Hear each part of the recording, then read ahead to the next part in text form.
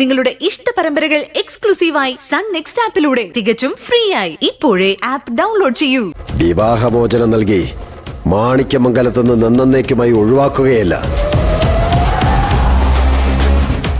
വധശിക്ഷ നൽകി ഈ ഭൂമിയിൽ നിന്ന് തന്നെ ഞാൻ ഒഴിവാക്കും. എങ്കിലേ വിശ്വനാഥന് സ്വസ്ഥമായി നീണ്ടു നിവർന്നു കിടന്ന് നല്ല സ്വപ്നങ്ങൾ മാത്രം കണ്ട് വിശ്വത്തിന്റെ നാഥനായി ഒന്നുറങ്ങാൻ സാധിക്കും.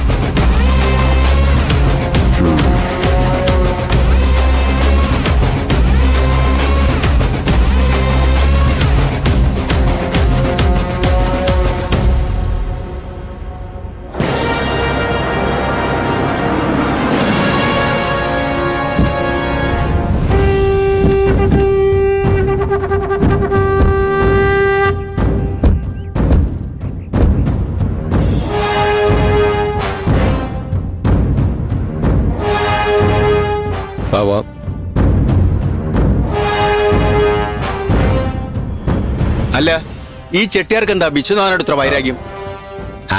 ആർക്കറിയാം. എന്നാലും നിങ്ങൾ എന്നോട് ചെയ്ത വലിയ ചതിയായിപ്പോയി. ശത്രുവിനെ കൺമുമ്പിൽ കണ്ടിട്ടും അവനെ കുത്തിക്കീറാതെ നിസ്സഹായനായി നിൽക്കേണ്ടി വന്നൊരവസ്ഥ അതനുഭവിക്കുന്നതിന് മാത്രമേ മനസ്സിലാവൂ. ഞാൻ ചെട്ടിയാരെ കിട്ടിയായിരുന്നു പേടിച്ചിട്ടല്ല, നിങ്ങൾക്കെന്ന് വാക്കോർത്താ ഞാൻ ക്ഷമിച്ചത്. പക്ഷെ അവിടെ നിന്ന് ഓരോ നിമിഷവും മനസ്സുകൊണ്ട് ഞാൻ അവനെ 1000 തവണ കുത്തിമലർത്തി അവന്റെ ചോര കുടിച്ച് ആസ്വദിച്ചു. പക്ഷേ എന്നും എപ്പോഴും എനിക്ക് ഈ നിയന്ത്രണം കിട്ടിയെന്ന് വരില്ല. അന്ന് തന്നെ ആരും കുറ്റപ്പെടുത്താൻ വരരുത്.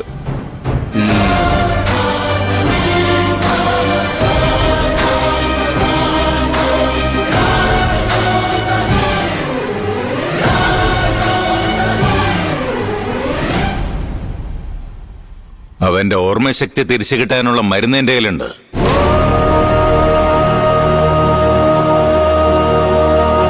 ഞാനത് പ്രയോഗിച്ച പിന്നെ അവനുണ്ടാവില്ല. അവൻ മാത്രമല്ല, മാണിക്യമംഗലത്തെ ഒരു പൊടിക്കുഞ്ഞു പോലും.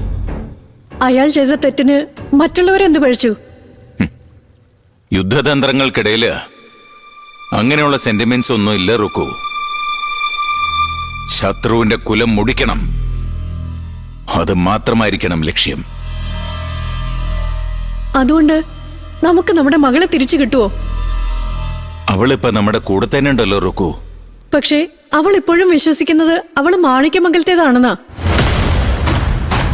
അല്ലാന്ന് തെളിയിക്കാൻ നമുക്കിതുവരെ കഴിഞ്ഞിട്ടില്ലല്ലോ. അതിനു വേണ്ടിയിട്ടല്ലേ റുക്കു ഞാൻ ഈ കരിക്കളൊക്കെ നീക്കുന്നത്.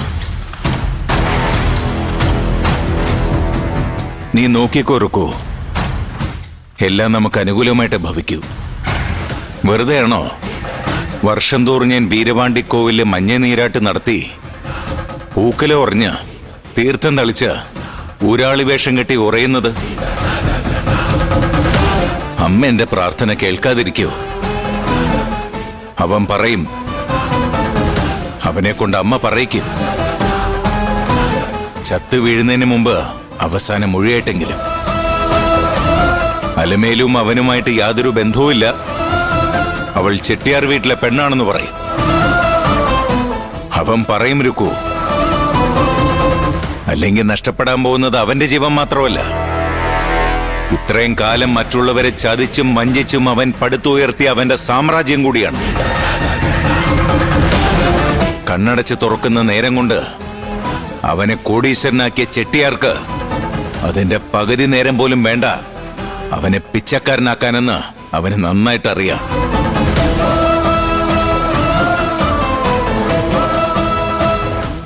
അവൻ വരും റുക്കു, ഈ കാലിൽ സാഷ്ടാംഗ പ്രണാമം നടത്താൻ അവൻ വരും.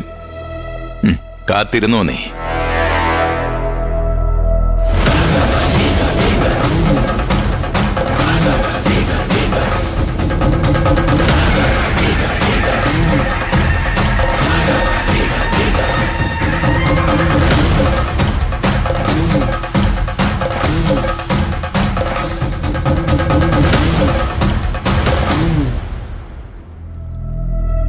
മോളെ അലമേലു,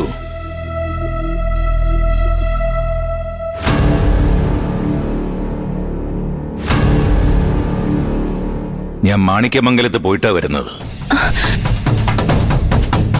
വിശ്വനാഥൻ മടങ്ങി വന്നിട്ടുണ്ട്. ഞാൻ അവനെ കണ്ടു. മോള് പേടിക്കണ്ട, ഞാൻ അവനെ കൊന്നിട്ടില്ല. പക്ഷേ കൊല്ലുന്ന അവൻ അറിയാം.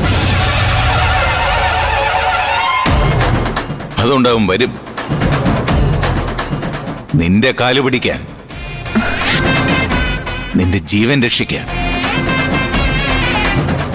അന്നവൻ പറയും നീ കേൾക്കാൻ കാത്തിരുന്ന സത്യങ്ങൾ. എന്താ എന്റെ മോൾക്ക് സന്തോഷായില്ലേ?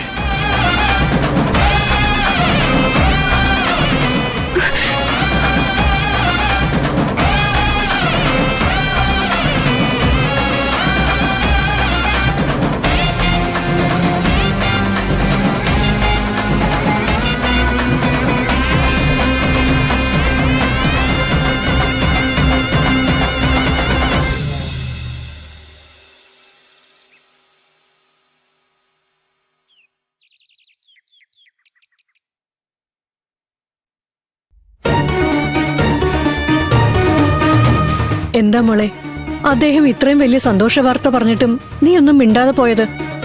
അദ്ദേഹത്തിന് എന്ത് സങ്കടമായിട്ടുണ്ടാവുന്നോ? അദ്ദേഹത്തിന്റെ സങ്കടത്തെ പറ്റി മാത്രം എല്ലാരും ചിന്തിക്കുന്നുള്ളോ? എന്റെ സങ്കടത്തെ കുറിച്ച് നിങ്ങൾ ആരും എന്താ ഓർക്കാത്തത്? ഞാൻ പറഞ്ഞോ എന്റെ പിതൃത്വം തെളിയിക്കണമെന്ന്?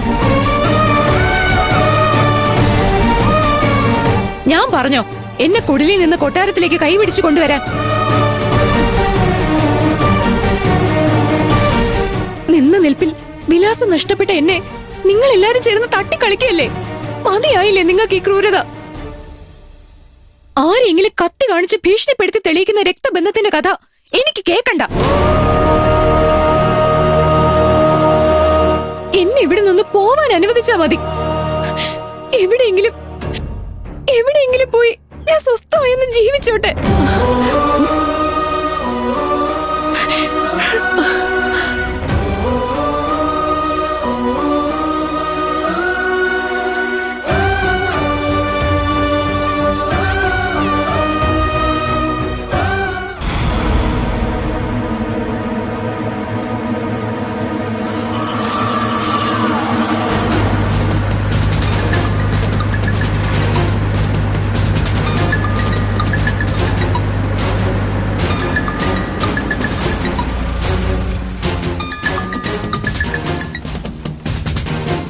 ഹലോ, അഡ്വക്കേറ്റ് ദീപ്തി വർമ്മയാ. എന്താ വക്കീലേ? എനിക്ക് അത്യാവശ്യമായിട്ട് ചന്ദ്രദാസിനൊന്ന് കാണണം. പിന്നെന്താ, ഞാൻ വരാം.